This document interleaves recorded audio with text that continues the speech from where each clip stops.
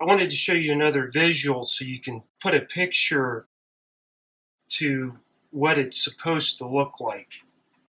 Right here I have 3 real small hamburger patties. They're grass-fed. And I have a representation of someone that does have good, strong digestion. They have proper bile flow and HCl. The way we know this is their saliva pH is above a 6.5. They don't have any symptoms of poor bile flow. There's a lot of things that can determine that.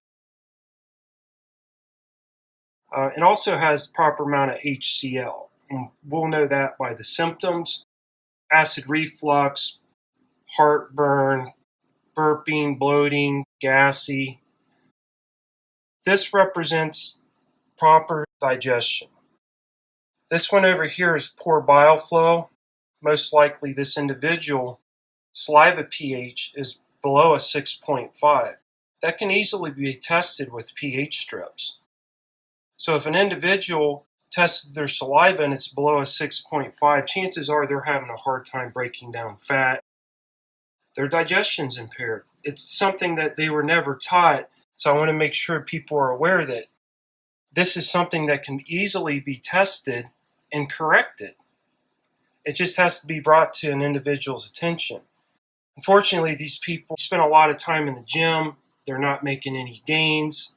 They're frustrated. They're trying all these different diets. Well, if there's not enough bile, which is represented by this white powder, which is very alkaline, that's what breaks down the fat into little droplets so your body can actually utilize them. Stomach acid breaks down protein, and the bile breaks down fat. Our third example shows someone that has good bile flow. Their saliva pH is most likely reading over a 6.5 pH. And they just have low stomach acid, which can be corrected too. There's not a direct test for stomach acid. That's more of paying attention to your symptoms: bloating, gassy, constipation. If that food's not being broken down, it can get stuck in your intestines. These are all things that contribute to weight gain and health issues that can be avoided once it's brought to your attention. So let me show you an example here. Let's say you're health conscious and you're trying to eat very good food. You understand that as human beings, we need quality proteins. The benefit of eating proteins from like a ruminant animal, like grass-fed beef, steak, milk, cheese, and stuff like that, is their amino acid profiles are very similar to ours. They're mammals. I'm not here to dictate what type of food you eat or diets, but even if you are, for some reason, strictly vegetarian, those foods, even though they're not the best quality proteins for us, because the body still has to come up with the additional amino acids to create its own protein, because the vegetarian proteins just don't have the array of amino acids. But even if you do eat a lesser protein, it still needs to be broken down properly. People are shying away from meat because they hear it causes cancer. That research is totally flawed. Anything can create issues in your intestines if it's not broken down properly. The problem with that study is it wasn't controlled. We don't know which of those test students had proper stomach acid. If you did a study and someone had proper stomach acid and one person didn't, it'd react different. They'd have different reactions to how that food affected their body. They did a study where someone had the proper bile flow and stomach acid, then they tested the foods, it'd be consistent. Because digestion determines what nutrients we get from what foods we put in our body. There's a lot more to it than just consuming it. You have to be aware and know what's going on after you swallow the food. So we're going to put this hamburger here. We'll put one here. So this person has proper bile. This person has proper stomach acid, low bile. And this individual is going to have proper stomach acid and bile. They'll have strong digestion. So this is what it looks like.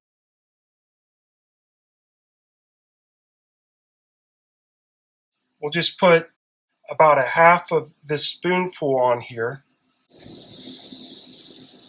You still get a reaction even though there's low stomach acid. That's why people are confused about acid reflux.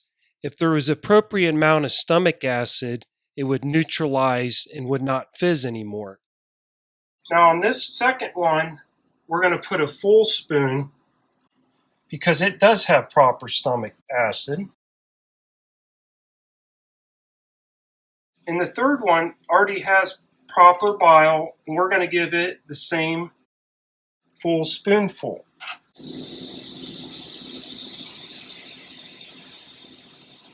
Now what you can see happening here, this isn't instantaneous. This acid actually in the stomach will consume the whole thing, and it has muscles that moves it around and it'll break this down. You can see how you're not getting the same reaction on these. This one doesn't have enough stomach acid. So the person that is in this situation with low stomach acid, since this doesn't get broken down and it goes down into your intestines, it'll start fermenting. Bacteria will start eating it, giving off byproducts of ammonia.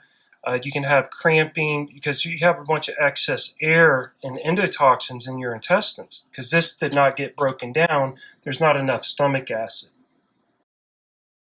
So this person could benefit from taking some steps to increase their stomach acid. Number one thing would be adding unrefined salt. Also supplementing with HCl so you're breaking down your food fully. And correcting any digestive issues. All three of these things increases the resources in your body so it can properly produce its own hydrochloric acid on its own again. Now this one here, this had plenty of stomach acid, but you can see how the bile didn't neutralize it. When you move it around, it's still fizzing. If there's enough stomach acid, it wouldn't be fizzing anymore because it would be neutralized. If you add more bile, you can see it's still reacting. It didn't get a full reaction. It had stomach acid, but not enough bile. This individual, because of the bile not being present, all that acid goes down into their intestines and causes diarrhea. It burns out the intestines because the intestinal walls aren't covered with mucus like the stomach. So people that are struggling with Crohn's-like symptoms, diarrhea, and all things of that nature, or have gallbladder attacks, gallstones, those are all symptoms of your bile being congested and not moving. So this person would benefit from increasing their bile flow. That can be done by utilizing a product called Beet Flow, which is concentrated beet greens. All that does is thins the bile and allows it to start functioning and move into the intestines, help excrete waste products, which will help with decreasing body fat and help with other health issues that are going on in the body because it's able to properly excrete the toxins, break down the fats, cool off this acidic food product from the stomach so it can properly be absorbed in the lower intestines. Okay, it's been about an hour, and I wanted to come back and kind of go back over what we're doing here. These are 3 states that can happen in your digestive system. And we want to make sure there's proper bile flow, which we're representing with baking soda, because bile is very alkaline. And you can see after an hour, this shouldn't react at all because stomach acid's what breaks down the protein in the meat. The bile is not supposed to do anything, so it's not surprising that this is just sitting here. If someone's experiencing heartburn, bloating, belching, gas, chances are they don't have enough acid that's breaking down this meat. And it's going down into their intestines, and it's not broken down, so this is causing all kind of problems. So let's test this. So this should be alkaline because obviously there's no stomach acid. We're going to put it on one of these pH strips. There's no liquid, so you can see how it's very dark. That means it's very alkaline. So that's not surprising at all. The problem with being too alkaline, two things: the protein's not being broken down, plus this product that goes down into your intestines, it just sits there and rots. And it can make you constipated because there's lack of stomach acid to help push it through the system. Now the second one we have is too much stomach acid and not enough bile. So you can tell this meat actually is real soft. It is breaking down, which we expect because it does have stomach acid. It's doing what it's supposed to do. Our body produces a strong stomach acid, which we're working with vinegar. This is about a 4. The stomach acid our body produces is lower than a 1. But this is just an experiment to kind of give you a visual. So let's test this one.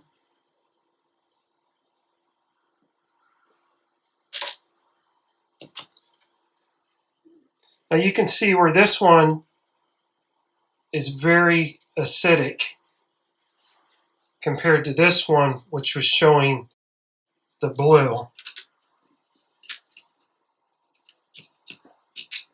You can see the difference in the pH. They're at the extremes. This is good because we want our bile to be at this end and our acid at this end. But they both need to be present to have proper digestion. First, acid has to break down the protein. And then when it leaves the stomach, it meets with the bile to cause the reaction.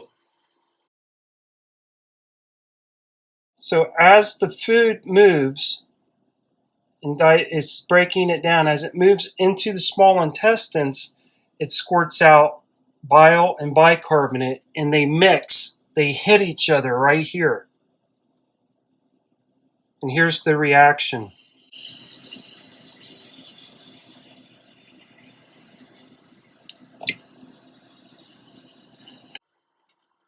So we'll touch the pH of this one, which has adequate amount of bile and stomach acid. So we should have a different pH.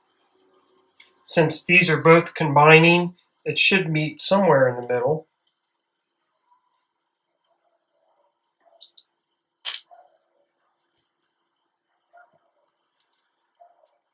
That's about a 7 pH. This one's a 9, and this one's a 5. So acidic, high acid, low bile, alkaline, low stomach acid, plenty of bile, and this one is neutral. So after it mixes with the proper amount of stomach acid and bile, they neutralize each other to a proper pH to enter down into the lower intestines. The problem occurs when there's not enough acid or not enough bile and the ratios are off. That's what is creating constipation and chronic diarrhea in a lot of cases. But in either case, it's still affecting the body's ability to access the nutrients in the food. The reason is these two digestive fluids need to be present. It's our responsibility to understand that and understand how to monitor and maintain it.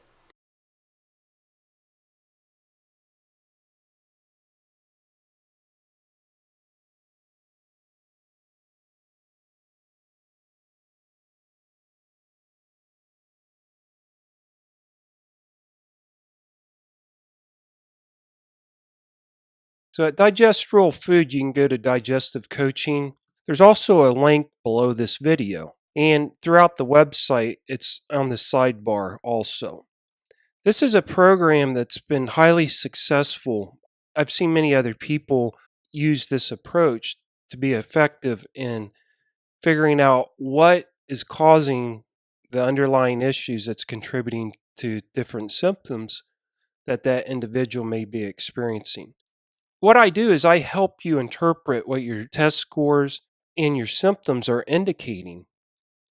And then I show you what I would do if I was faced with the same test scores and symptoms, educate you on what other people have done successfully when they found themselves in the same situation or dealing with the same issues. Once I upload that report to your account, it's normal you'll have some questions, so I'm available to answer those questions. So it's just like a personal training session to get up to speed on what you're doing, how to do it, and this walks you through everything.